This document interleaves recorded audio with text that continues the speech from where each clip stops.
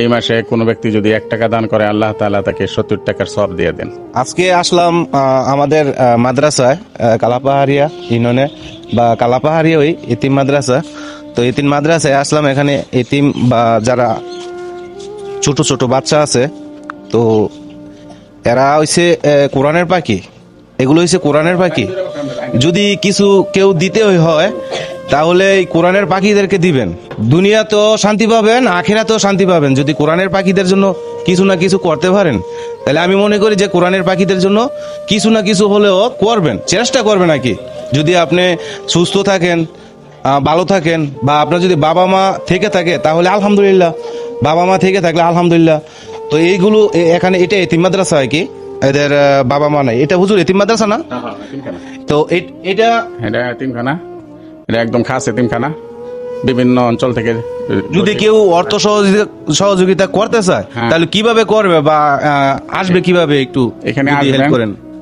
যে রাধানগর বাজার থেকে কালাপাহাড়িয়া কবরস্থান মাদ্রাসা, কালাপাহাড়িয়া বাগেরপাড়া কবরস্থান মাদ্রাসা, কালাপাহাড়িয়া দারুল উলুম হাফিজিয়া মাদ্রাসা ও এতিমখানা। এখানে আসলে তো কেউ যদি আসতে চান বা অর্থ সহযোগিতা করতে চান বা কোরআন শরীফ এগুলো এতিম মাদ্রাসা বা যারা মনে করেন আর্থিক সচ্ছল না, তো এই ছাত্রগুলো আর কি, তো তাদের জন্য কিছু না কিছু করতে পারাও একটা গর্বের বিষয়।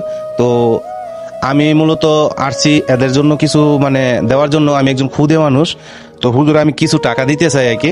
তো আপনারা ওদের ভালো মন্দ যেটা মানে সুযোগ সুবিধা হবে ওইটাই কিনে দিবেন আর কি। ঠিক আছে।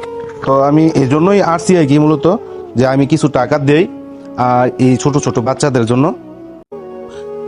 100, 200, 300, 400, 5, 6, 7, 8, 9, 10 আমি 1000 টাকা দিছি।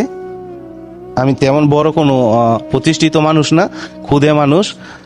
আলহামদুলিল্লাহ, আপনি যে মাদ্রাসার দিকে একটি নেক নজর রাখছেন। রমজান মাস অত্যন্ত বরকতের মাস, মাগফিরাতের মাস, নাজাতের মাস। এই মাসে কোনো ব্যক্তি যদি 1 টাকা দান করে আল্লাহ তাআলা তাকে 70 টাকার সওয়াব দিয়ে দেন। 100 টাকা দিলে আল্লাহ তাআলা তাকে 3700 টাকার 7000 টাকার সওয়াব দিয়ে দিবেন।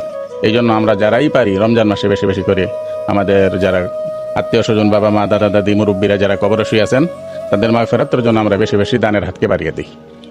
আপনারা দেশ ও বিদেশ যারা দেখতেছেন ভিডিওটা, যদি পারেন দান বা হাদিয়া, আপনি হাদিয়াও করতে পারবেন, হাদিয়াও দিতে পারবেন, এতে কোনো সমস্যা নাই। কি হাদিয়া যে কোনো মানুষেরই দিতে পারবেন। হাদিয়া, দান বা বকশিস, মানা, সদকা, যে কোনো যেটা আপনার উদ্দেশ্য থাকে আর কি। তো এমন তো না যে একেবারে দানই করতে হবে, তা না। ছোট ছোট বাচ্চাদেরকে আমি যদি খুশি হইয়া 10 টাকা দিয়ে যে আমি হাদিয়া দিলাম বা খুশি হয়ে দিলাম, হ্যাঁ, তো এইটাই আর কি মূলত বিষয়, আপনাদেরকে SMS টা দেওয়ার উদ্দেশ্য। তো ভালো থাকবেন, দেশ ও দেশের বাহিরে যারা আছেন।